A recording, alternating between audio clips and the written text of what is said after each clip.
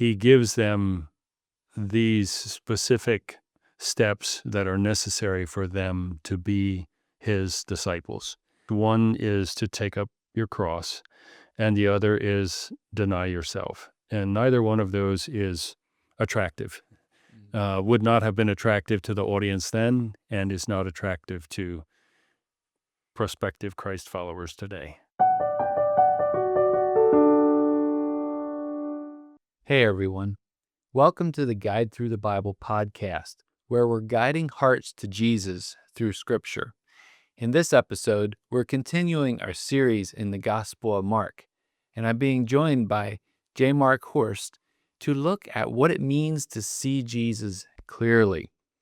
We're glad to have you back here again, looking at Mark chapter 8 today, and we have a much larger passage of Scripture that we're looking at, and seeing how Jesus was teaching his disciples a particular lesson and helping them to understand who he was. And they were a little like me, maybe, and struggled to understand what he was trying to say. Like us.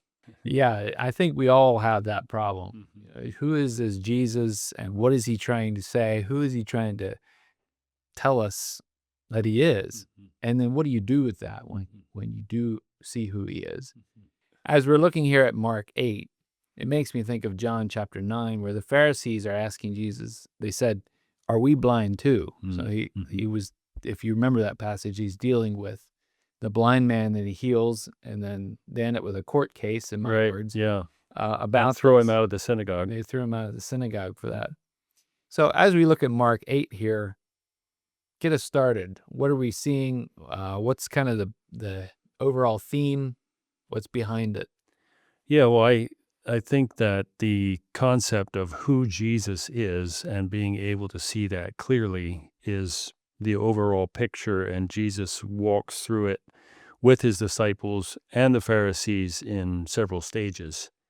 There would be some questions that we could ask that would help us think about this passage, like what is the overall theme of the chapter, and how do each of the recorded events, because the chapter is kind of divided into sections, but how does each of those segments contribute to the whole?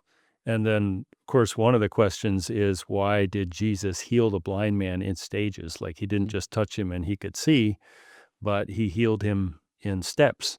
And so, as you mentioned, that classic passage in John 9, and he said, if you were blind, then you wouldn't have any sin, but you say, we see, and because of that, your sin remains. And so they had their physical sight, but they were spiritually blind. Sure. You mentioned healing the man in stages. That is a very fascinating piece there, because here's Jesus. He could do anything. Why did he have to try twice?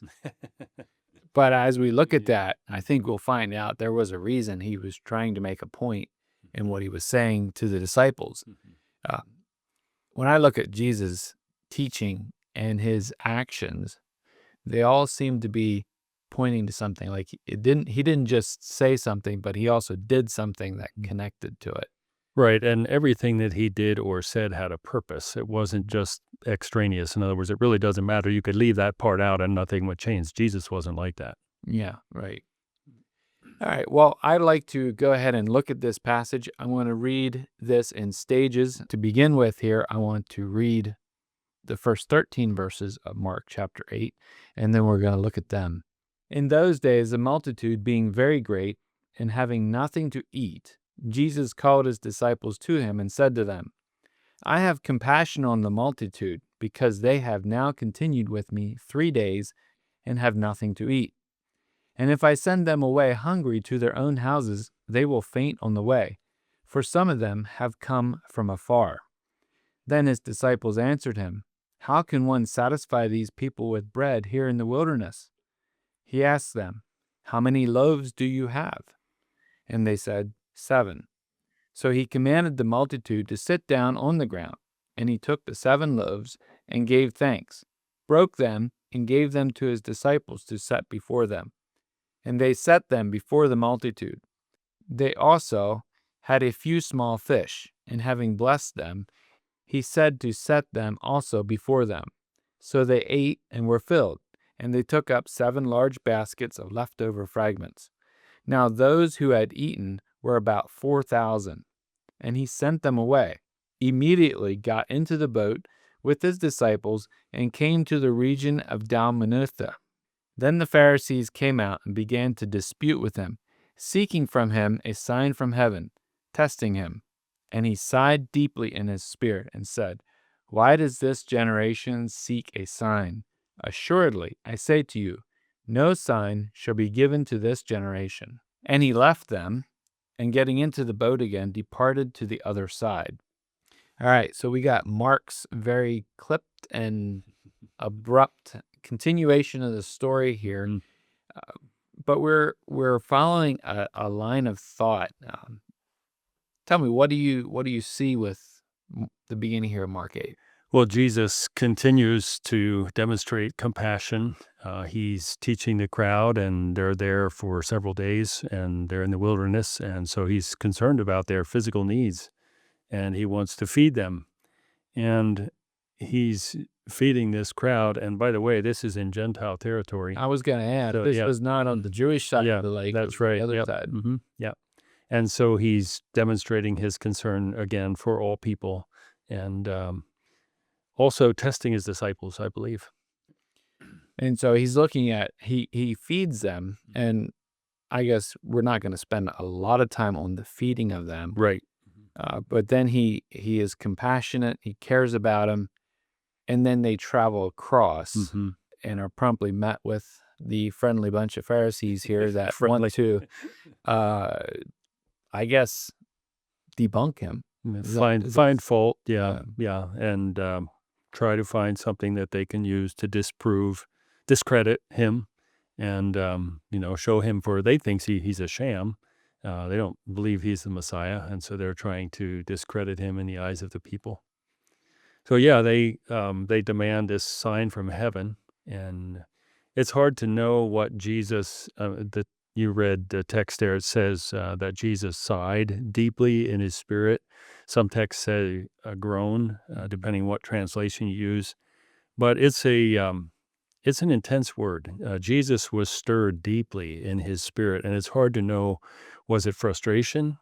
Was it exasperation? Was it grief? Was it a combination of all three? Because the word can be used in any of those senses. To me, he sounds quite frustrated. Right. Well, I think that's part of it. But we know, I thought about that as I was reflecting on this. When Jesus talked with the rich young ruler, I think it was, one of the gospel accounts says that he looked at the young man and he loved him. And so just because these people were antagonistic to Jesus doesn't mean that he didn't love them. So I get that sense of grief. You men could really have a different relationship with me if your hearts wouldn't be so hard. Okay, so he's dealing with a very hard-hearted group.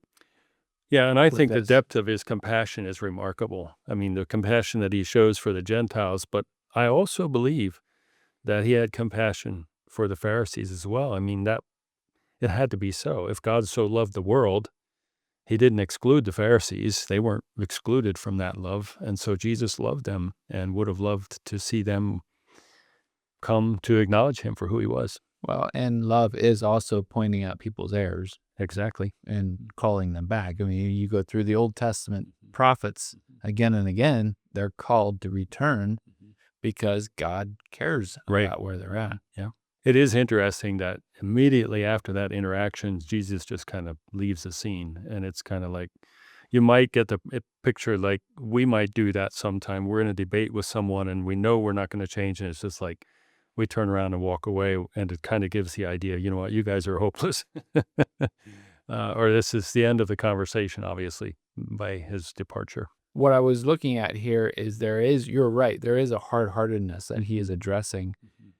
And it's not easy to see whether Jesus is focusing on the crowds or the Pharisees or the disciples, but it kind of seems like he's talking to all three of them. Right. There is in the overall picture of this and the healing of the blind man in the middle of this whole thing, there's this picture at the beginning of willful blindness. The Pharisees had access to the scriptures. They knew the scriptures, but they had willfully hardened their hearts. They were not going to believe what they saw right in front of them, even though the Old Testament scriptures would have predicted that this is what Messiah would do. Well, that goes back to the parable of the sower. Hmm? The seed that falls on the hard road, Satan comes and gets. Right. So could you say that in some ways Satan was taking away the truth that they had here? Right. Yeah, and because they had a preconceived idea about what Messiah would be like, then they rejected Isaiah's prophecies of a suffering Messiah. And so because Jesus didn't fit their mold, then they were not going to, and didn't authenticate their positions and, side with them. And so, yeah, they wrote him off. Sure. Now, at the end of this, in verse 12 here, he says, no sign will be given to this generation. In Matthew, is it? Mm-hmm. There's more to that. Right. And it has to do with Jonah. Right. Now, I'm thinking about this because we just finished our series in Jonah Mm-hmm. with Arlen. Right. Why doesn't Mark include that? You had told me earlier. Yeah, I don't know. I probably it would not have been a story that the Gentile audience would have been familiar with. Mark is generally writing to Gentiles, and Romans, we think.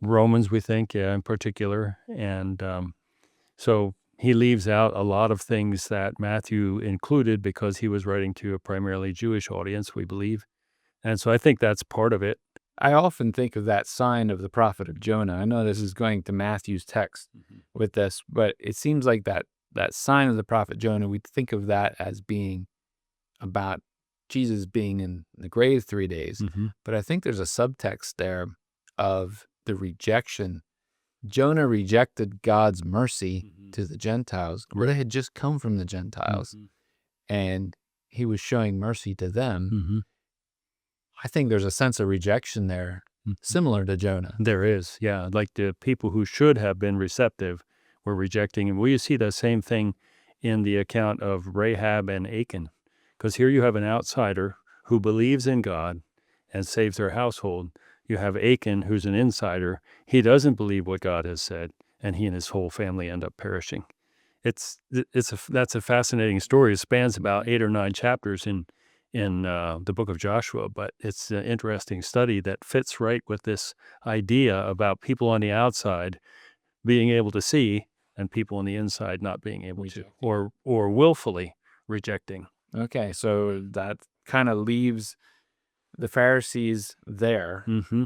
Yep. And now we're moving into the next section here where there's some wrestling going on. That's right. Now the disciples had forgotten to take bread, and they did not have more than 1 loaf with them in the boat. Then he charged them, saying, take heed, beware of the leaven of the Pharisees and the leaven of Herod. And they reasoned among themselves, saying, it is because we have no bread. But Jesus, being aware of it, said to them, why do you reason because you have no bread? Do you not yet perceive nor understand? Is your heart still hardened? Having eyes, do you not see? And having ears, do you not hear? And do you not remember? When I broke the 5 loaves for the 5,000, how many baskets full of fragments did you take up? They said to him, 12. Also, when I broke the 7 for the 4,000, how many large baskets full of fragments did you take up? And they said, 7. So he said to them, how is it you do not understand? So breaking this up, this longer middle section up here, Jesus poses a question. It feels like he goes and he pulls an illustration, and they're like, what are you talking about? I don't know if you ever do that. You talk about something and everybody around you is like, what's the context? I don't know. Right. Is that what's going on here? Well, I mean, they forgot to take bread along with them. And so as soon as Jesus mentioned the leaven of the Pharisees, their minds went to the natural. They had been with the feeding of the 4,000, so they were thinking that way. Jesus is thinking thought process. In other words, the leaven of the Pharisees and the Herodians was a thought process, a way of looking at life, and that's what Jesus was addressing. But they were like we are. We're so often focused on our physical needs that we miss the spiritual context of a lot of life. And it's fascinating to me how many questions Jesus asked them in just a short section of time. I counted at least 6 in the initial batch, but then there's some more later on. And so it's just, is your heart hardened? And then we find out later on that it is. Their hearts were hardened. What I see across this whole thing, and we'll get to more of this, but they're struggling with what it is. That they're not quite where the Pharisees are, or Pharisees are convinced that Jesus is just another rabble rouser. Right. But it seems like the Pharisees are still not the Pharisees, the disciples are still trying to weigh this. Like, what is he? Who is he? What's he doing here? Right. What are we doing here? And that fits in with this process of sight or blindness. And so we have the Pharisees with their total blindness because they have willed it to be so. And we have the disciples who are struggling with a partial blindness. Yeah, this Jesus that we're following, he's different, but we still are not convinced that he's the Son of God, that he's the Messiah fully. How would you explain the leaven of the Pharisees and the leaven of Herod? It doesn't say Herodians; it says Herod. Herod, yeah, but I think that we can extrapolate that out to the Herodians, the political party. So you have the religious and you have the political, and the leaven of course, is yeast, but the idea is the philosophies, the teachings, the ideas of these two groups. When you put those kinds of ideas into the right environment, they'll spread, just like yeast does in dough. And so Jesus was warning his followers to watch out for those philosophies that were coming from those two groups. So you have the religious system of the day and you have the political system of the day. And of course, as we've discussed previously to this, they were intertwined. And Jesus, I think, is trying to help the disciples to see my kingdom is not really part of either of those two camps. So it's not a total religious system. Right. Which seems odd to say because he started the church, which is religious, right? Right. Religious. Yeah. But there seems like there was maybe a corruption that the Pharisees carried with them. Well, we know that because of what they tried to do. I mean, they started out well trying to observe the law, but then they created so many rules to try to keep that law and lost the heart of the matter, so that when Jesus comes along and tries to point them back to what truly matters, they are so steeped in their traditions, and we talked about that earlier, that they refuse to move. And instead, they condemn him. And then Herod would be the idea that we're going to fix the world through politics. Exactly. Or I guess the other thing could be, was he pointing to trying to get rid of Rome? I guess there's two ways you could go with that. There probably would be. Yeah, I hadn't thought about it that way. I do know that Herod, there was no love lost between Herod and the Pharisees, but they joined together. And I think we talked about this in an earlier episode, because the enemy of my enemy is my friend. And so they were working together for expedience sake to try to silence Jesus and his followers. The Sadducees and the Herodians, those two terms show up in the Gospels. They were specifically aligned with Rome, if I'm not mistaken. I think that's correct, yeah. Well, I think there's some applications there. We are not going to fix the country's problems.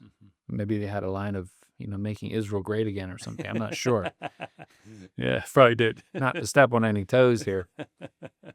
But it is a similar idea. We're going to fix it by becoming powerful in order to fix it. Yeah, and there is a danger in that. I mean, we've seen that in our own history as a group of Anabaptists with the Munsterites. Yeah. We see it today in Christian Reconstructionism, with once there's enough Christians and enough Christian influence in the world, then Jesus will come back. And so these things just go in cycles. They don't disappear. Right. They just come around again. That's truly a yeast. Yeah, for sure. It Definitely. spreads. It does. And it's invisible, and that's what can make it so insidious. You don't see it. It just kind of spreads its way in there. And I think that maybe at the end here, when we get down to verse 38, or 35, 36, 37, Jesus deals with that. That's not the way to go about it. Right. So not to jump ahead. Right. Well, the next piece of this, Jesus does something, doesn't just talk. So I'm going to read here from Mark chapter 8, verse 22 down to 26. Then he came to Bethsaida, and they brought a blind man to him and begged him to touch him. So he took the blind man by the hand and led him out of the town. And when he had spit on his eyes and put his hands on him, he asked him if he saw anything. And he looked up and said, I see men like trees walking. Then he put his hands on his eyes again and made him look up, and he was restored and saw everyone clearly. Then he sent him away to his house, saying, Neither go into the town, nor tell anyone in the town. So here Jesus, this is what we were talking about earlier. Jesus didn't do it right the first time? Or was he making a point? Try again, right? No. Yeah, obviously he was making a point, and having this inserted in the text right here, I think is critical to making that point that he wants to make.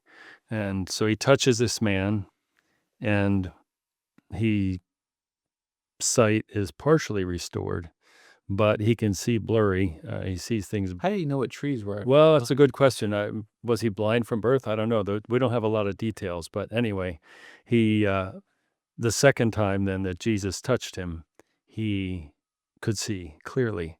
And I think that's a type of what the disciples were experiencing. They were in that first stage where things were, we know that this man is not, excuse the term we would use, normal. In other words, there's something really different about him, but we're not convinced he's the Messiah. And that comes later, even here in our text. So I think it's pretty instructive. It's an object lesson. And, the man's progression from being totally blind to partial sight to full sight kind of mirrors. And we know from Scripture that it wasn't until after Pentecost that they truly could see the whole picture. And we have to be charitable with them, because they didn't have the Holy Spirit at that point to fully open their eyes and their understanding. And actually get a good picture of it. Yeah, I just looking at that and the idea that they were wrestling, and I think it's okay to wrestle with it. It is. And God does not, I don't think he condemns us. I don't know if there's an illustration where we're condemned for wrestling. If you look at Psalms, David really wrestled. That was immediately where my mind went, is the Psalms. And David said some things, and even like Job said some things about God or to God that we would think, he shouldn't have said that. But God doesn't condemn them.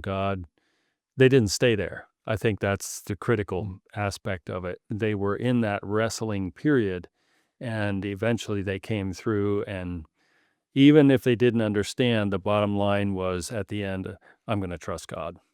And so that you move through that struggle of seeing clearly. And even if you get to the point where you can't see clearly, you can still say, I'm going to trust the Lord. And Job was there. He didn't understand at the end, but he trusted. And so I think we too, we don't always see Jesus clearly. Our vision can be distorted, and we need to ask Jesus for a touch. Some people have the idea that, once you're saved, well, that's it. You were saved. And it's true, that is an event that happens once in life and has continuing events. But we don't need to be afraid to ask God to continually renew our vision, to give us a fresh sense of who he is, or help us to see him more clearly, just like he's trying to teach the disciples here. And then, when we go through pain and suffering, though, it is hard. It is, yeah. We can't minimize that. I think an example of wrestling with that, and we may have mentioned this in an earlier episode, was Judas. He was one of the 12. He was chosen by Jesus.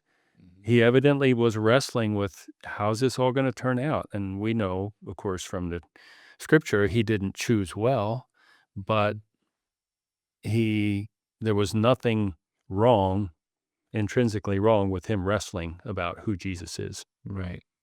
There's another fellow that was wrestling here too, That's right. and I want to pick up with reading from chapter 8 here, verse 27. And yeah, it's the other disciple that also fails dramatically. Many times. So it's interesting to hear his thoughts here. So starting here at verse 27, now Jesus and his disciples went out to the towns of Caesarea Philippi, and on the road he asked his disciples, saying to them, "Who do men say that I am?" So they answered, "John the Baptist, but some say Elijah, and others one of the prophets." He said to them, "But who do you say that I am?" Peter answered and said to him, "You are the Christ." Then he strictly warned them that they should tell no one about him.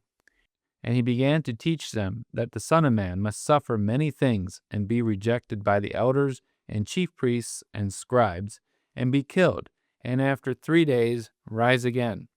He spoke this word openly. Then Peter took him aside and began to rebuke him. But when he had turned around and looked at his disciples, he rebuked Peter, saying, "Get behind me, Satan, for you are not mindful of the things of God, but the things of men." We'll stop at that point. But here's Peter, very Peter-like. You're very impetuous, very forceful. Yeah, you are the Christ. And he was right. He had a understanding of who Jesus is. Now, I was thinking again here, I believe it's Matthew, adds more to this passage. But go ahead. What are your seeing? Well, one of the reasons that might be for this being so brief is a lot of scholars believe that Mark got his information from Peter. So Peter just kind of smooths that one over. Because can you imagine how he felt? I mean, it almost feels to me like a balloon. He's saying, "Peter, I got one yeah, right." that's right." And all of a sudden, pop, he turns around and says, basically, "You're the devil."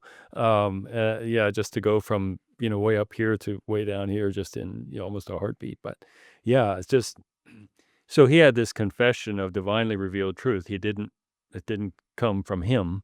The other scripture makes that clear. The flesh and blood didn't reveal that to you, but my Father in heaven. But then when Jesus pointed out the fact that he was going to suffer, then Peter rejected that. And so there again, it goes back to this whole thing of blurry vision. Yeah. You're not seeing clearly yet what Jesus is all about. Well, it would tie into the leaven. Yes, that too. That's right. Not suffering. Yep. Going by the way of Herod to accomplish what you want to do. That's right. And so Peter saw the crown, but he didn't see the cross. And I said earlier, we have to be charitable with them because they didn't have the Holy Spirit. We can have that same blindness even today, even though we fully understand what happened and what God's plan was for Jesus. The cross is not attractive to us, and we'll talk about that more a little bit later on. But never is. Yeah, never, because it's an instrument. It's an instrument of death, and so to achieve glory without the suffering was Satan's temptation to Jesus in the wilderness, and it is Satan's temptation to us even today to achieve glory without suffering, because Jesus said, unless a grain of wheat falls into the ground and dies, it abides alone. It has to go in and die, and then fruit is produced. And we don't like that thought. We don't like the idea of dying. We want to live. We want to be in control. Well, I was thinking along those lines with the temptation in the wilderness. That's this same thing that happens here. We get hard on Peter for what he said, and Jesus rebukes him as though he is Satan. Well, there is a sense in which that was Satan's testing as well, and working through Peter at this particular time. And so Jesus, it's a severe rebuke, but trying to help Peter see that the world's vision is clouded. I mean, you want to have the crown without the cross, and that's not possible. And it still goes back to the healing there, where it wasn't complete, but then it was. That's right. Yeah, and it all ties together from the beginning. And so, if we try to control the path, that Christ has laid out, then we can fall into that same trap that Peter did. Well, I think that would be a good way to transition into what is the right path. That's right. What does that look like? Not to borrow any ideas or make any puns out of this, but the idea that what does that clear vision portray?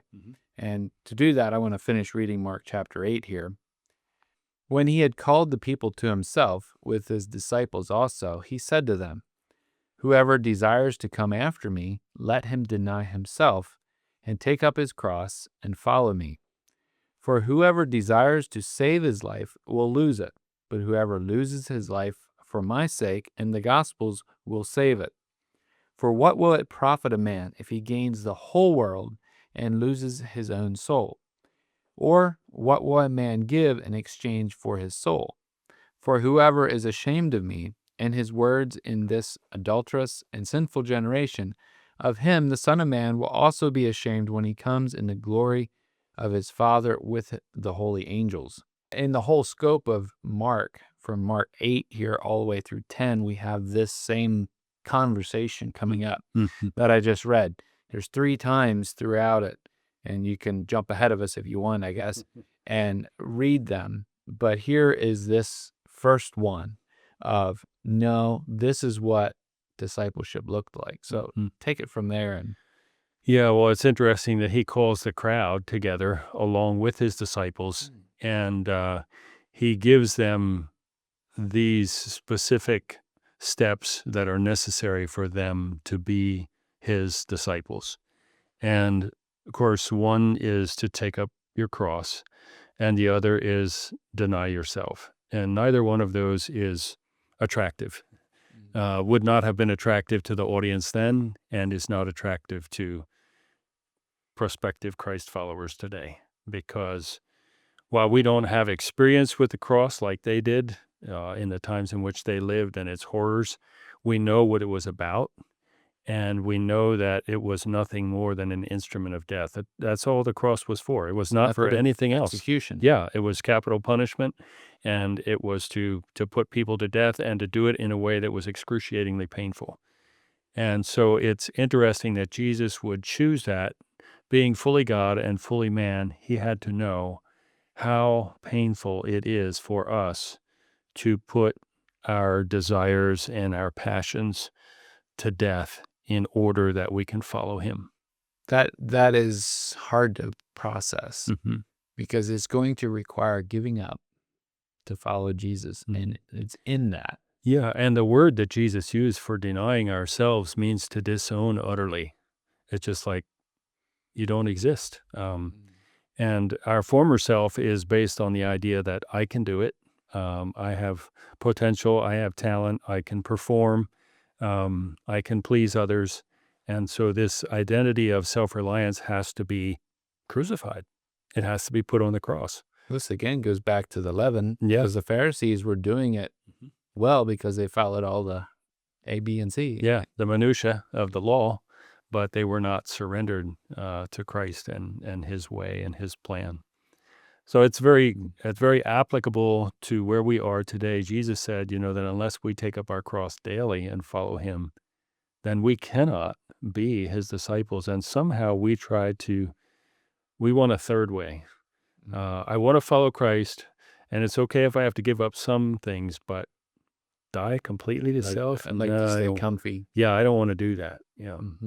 I'd like to stay living a middle-class life and in a comfortable place, right? Yeah, well, that's, for the first century audience, this reference to the cross, they knew exactly what Jesus meant. Today, in our world, it's, on church, in the front of a church, or maybe around someone's neck and jewelry or whatever, or on a T-shirt, or, but it was public humiliation and death, and in the most degrading form.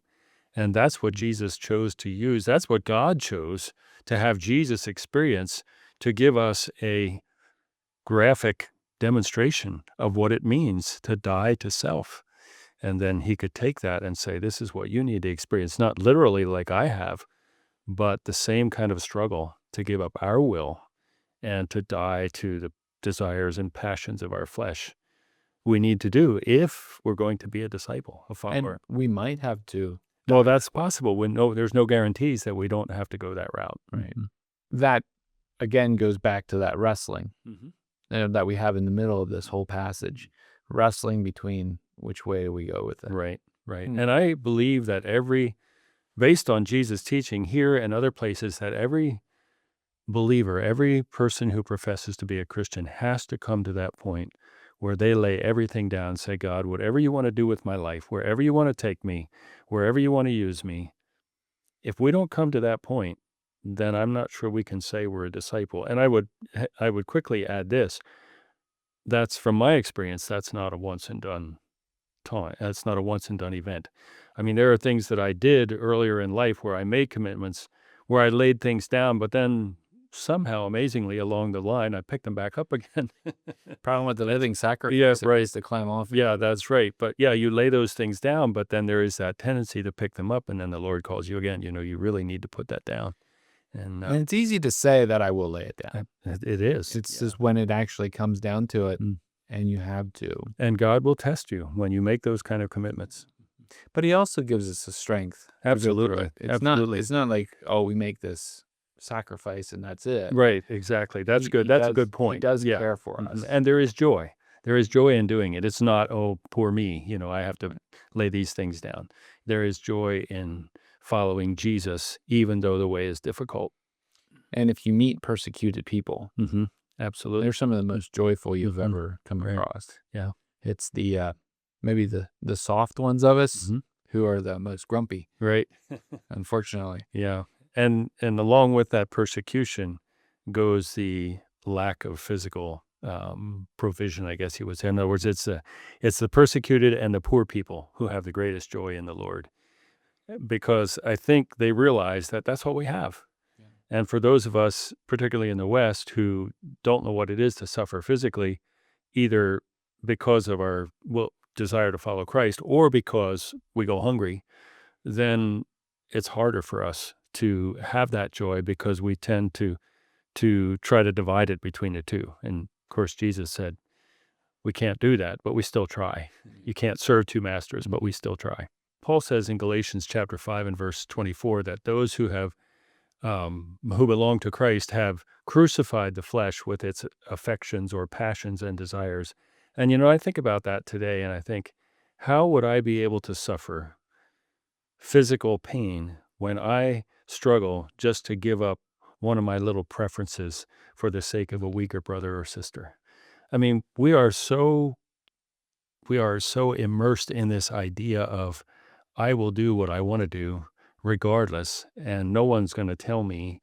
And yet the Gospels and the epistles teach us that as Christians, we're a body, and we need to be looking out for each other.